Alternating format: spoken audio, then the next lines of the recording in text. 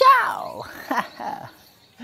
Kita kembali lagi di kata-kata Mustafa, membahas tentang sesuatu yang ada di sekitar kalian, namun kalian tidak akui keberadaannya.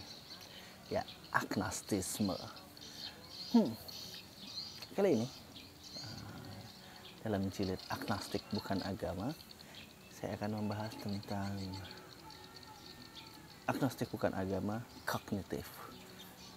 Buat teman-teman yang nggak tahu apa itu kognitif, mungkin boleh cari di Google apa itu kognitif ya.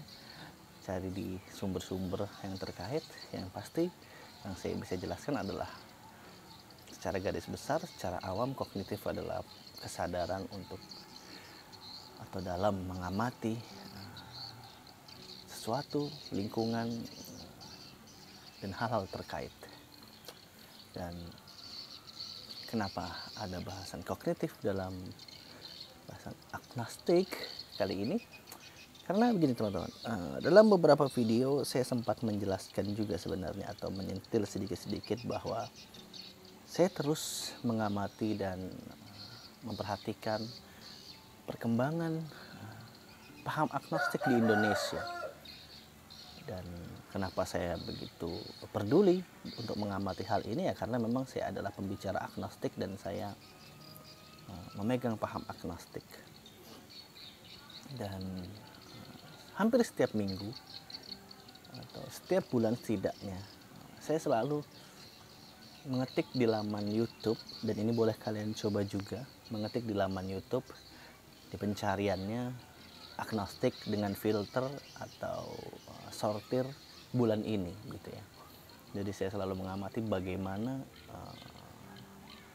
perkembangan agnostik di Indonesia beberapa waktu belakangan. Dan jelas kalau kalian juga ikut mencari dan ingin ikut mengamati, kalian bisa ketik di laman pencarian YouTube agnostik dengan menggunakan huruf K ya, jangan dengan spell Inggris, tiknya C gitu ya. Jadi kalau dengan spell Indonesia agnostik, tiknya itu menggunakan huruf K. Dan beberapa waktu yang lalu, anggaplah beberapa hari yang lalu, saya mencoba melakukan pencarian bagaimana orang membuat paham agnostik menjadi konten. Itu cukup banyak ternyata ya jatuhnya bulan ini ya, bulan November gitu ya, kisaran Oktober November, ternyata banyak orang membuat konten tentang agnostik. Dan menurut saya ini menarik karena sudah mulai banyak orang yang mencari tahu apa sih itu agnostik dan bagaimana sih sudut pandang agnostik menurut beberapa para pembicara-pembicara ini gitu ya. Dan tentunya mereka memandang ini selalu dari sudut pandang agama tertentu. Dan saya belum temukan diskusi atau pembicaraan agnostik yang didiskusikan melalui sudut pandang lintas agama. Artinya ya saat pembicara ini membicarakan agnostik dengan sudut pandang atau perspektif agama A, ya dia akan mengacu pada agama A gitu ya. Dengan agama B ya mengacu dengan agama B. Dan ya menurut saya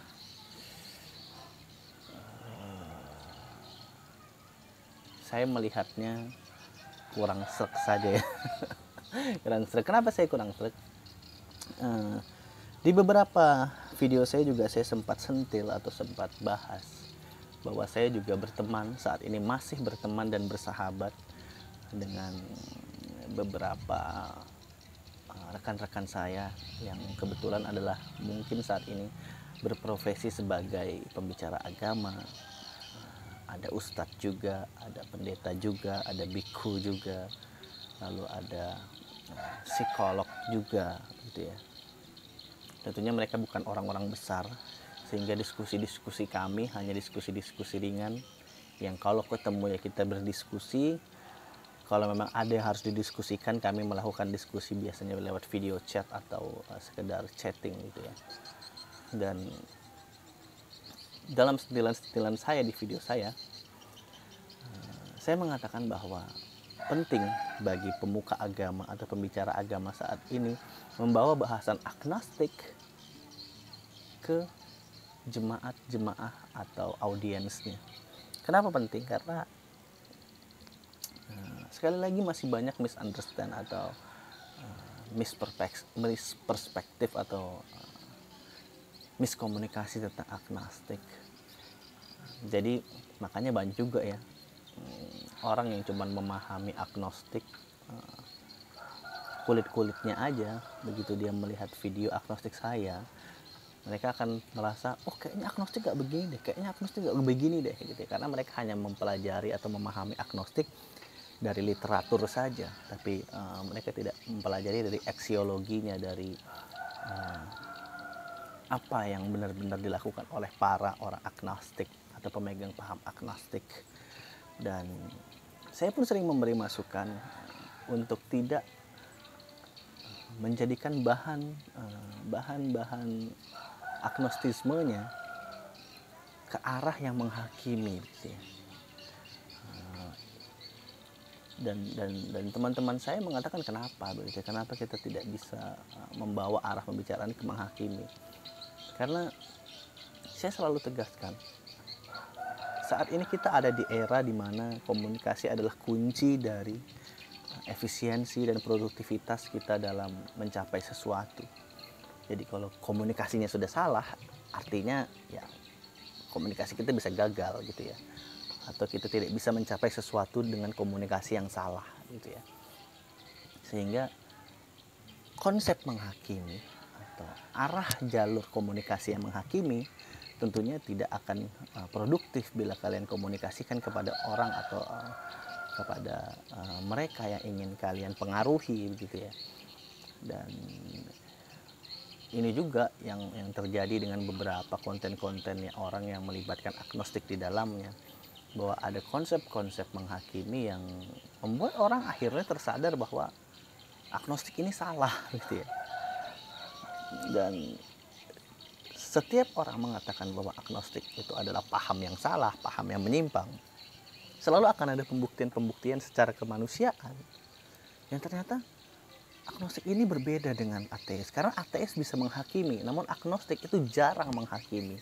Atau malah saya belum bertemu orang yang memegang paham agnostik itu fokus menghakimi, selain untuk hal satir dan untuk hal kritisi ya. Maksudnya ya, kalau kita sudah menggunakan hal satir, bercanda atau kritisi, itu jatuhnya nggak bisa difokuskan bahwa itu diarahkan untuk menghakimi.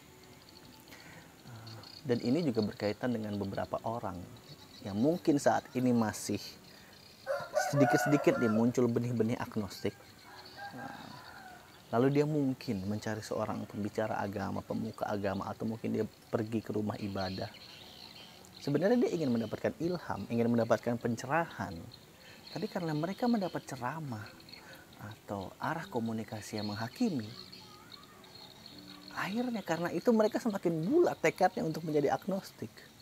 Anak-anak muda zaman sekarang itu berbeda dengan anak-anak muda zaman dulu. Itu yang harus kalian garis bawahi ya. Anak muda zaman sekarang atau manusia atau civilian zaman sekarang, penduduk sipil zaman sekarang itu berbeda dengan zaman dulu. Oke. Jadi saat dia ada di tengah-tengah, dia akan lebih memilih untuk ke atas atau untuk ke bawah. Jadi tidak sepenuhnya akan berada di tengah-tengah. Jadi saat dia mungkin lagi di tengah-tengah nih, aku akan kembali ke agamaku atau aku akan memegang paham yang lain untuk mewakili diriku. Saat dia mendapat komunikasi yang salah, dia tidak akan kembali ke agamanya, tapi malah akan akhirnya tekad dan bulat untuk memutlakkan dirinya sebagai orang yang berpegang pada prinsip atau paham tertentu. Sehingga sekali lagi, pembicara-pembicara yang ingin membahas topik agnostik, pemuka agama yang ingin membahas topik agnostik, ada baiknya jangan membahas atau berkomunikasi dengan cara yang menghakimi. Ya bolehlah gunakan ayat, bolehlah gunakan kalimat-kalimat yang mungkin menurut kalian berkaitan dengan agama atau kitab tertentu. Tapi sekali lagi, sesuatu yang mencerahkan ada baiknya sesuatu yang memang memberikan makna positif gitu ya. Jadi saya juga pernah bahas bahwa kalau agama diciptakan untuk menciptakan ketakutan-ketakutan saja, otomatis orang yang bernalar, orang yang akan mengamati, orang yang akan mencoba memahami, tentunya akan merasa bahwa ya kalau agama diciptakan untuk menciptakan ketakutan, kenapa kita harus memeluk agama, begitu ya kan? Dan kalau ketakutan ini sifatnya hanyalah ketakutan-ketakutan yang secara magis belum kita bisa jumpai secara mutlak atau secara absolut, ya sekali lagi artinya kita nggak bisa membuktikan apapun untuk kita jadikan sebuah landasan gitu ya, untuk kembali ke agama itu atau agama yang ingin kita peluk, begitu ya.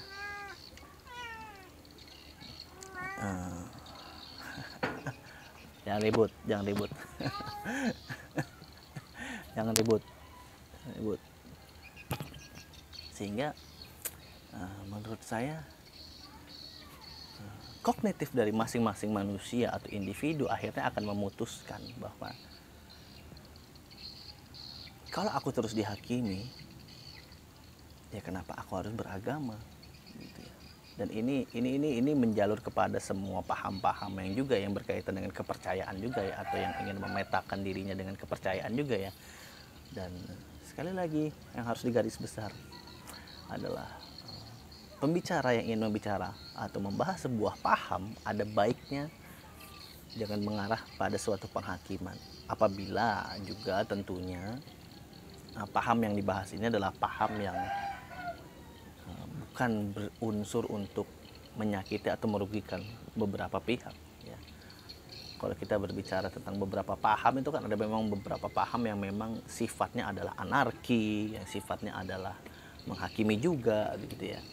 Dan agnostik adalah salah satu paham yang jauh dari makna menghakimi atau menyakiti, karena memang agnostik adalah sebuah paham ketidaktahuan yang mengajak orang pemegang pahamnya untuk mengedepankan ilmu pengetahuan terlebih dahulu.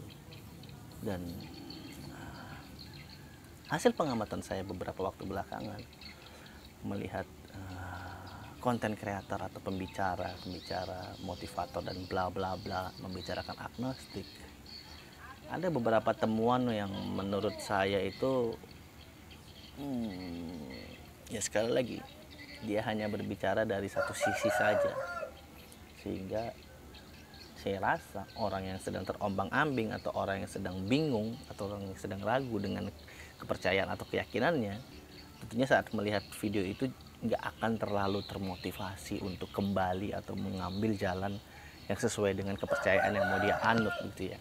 Sehingga saya rasa orang yang sedang terombang-ambing ini dengan melihat video-video tentang agnostik ke belakang yang dibicarakan oleh para pembicara agama atau pembicara konten kreator ini, akhirnya akan menurut saya membuat mereka makin bulat untuk menjadi seorang agnostik dan meninggalkan agamanya. Ingat ya, garis bawahi lagi, video-video belakangan yang membahas tentang agnostik yang mencoba mengangkat dari satu sisi saja, berapa belakangan saya amati video tersebut tidak membuat orang yang sedang ragu akhirnya memutuskan untuk kembali ke agamanya atau ke kepercayaan atau keyakinannya. Malah mereka akan makin bulat untuk menjadi seorang agnostik.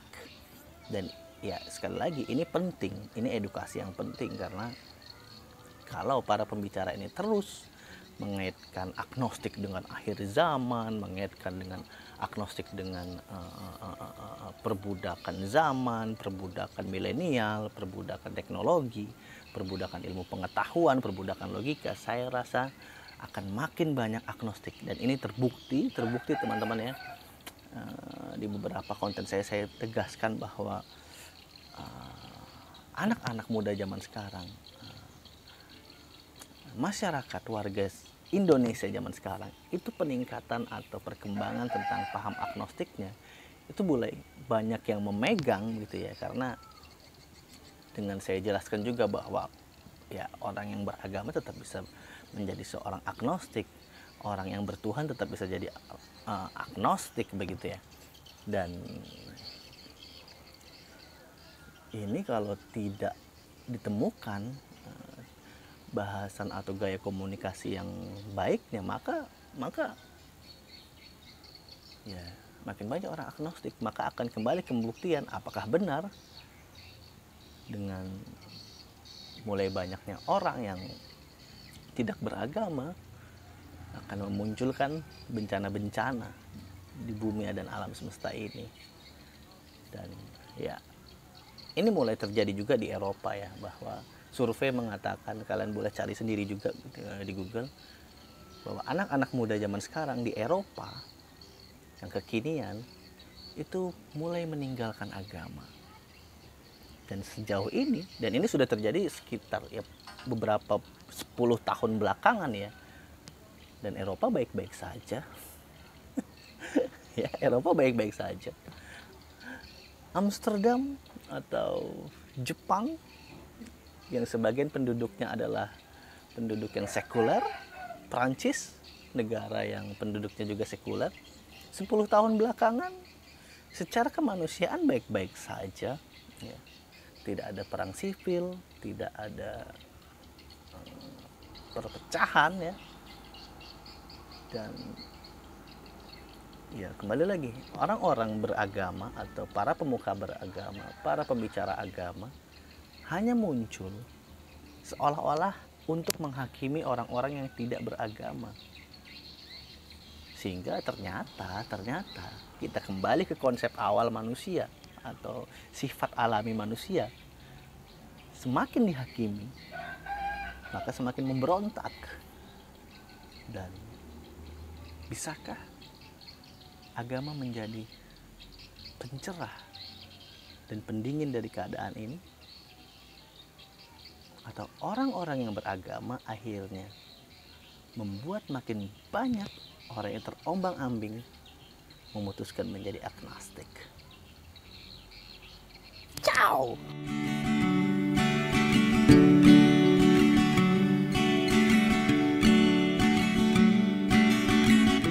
Kedamaian absolut katanya ada di surga, surga yang mana?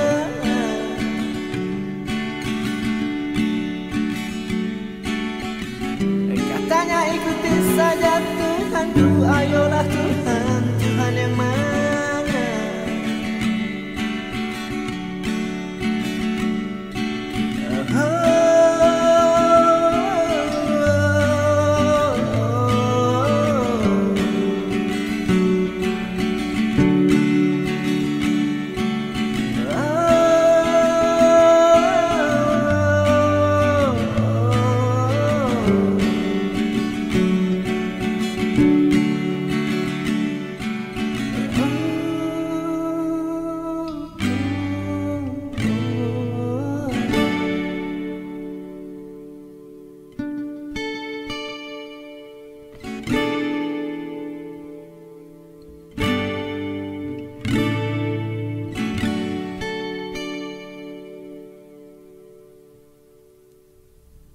Kebaikan itu suci, tapi mengapa baikmu ada batasnya?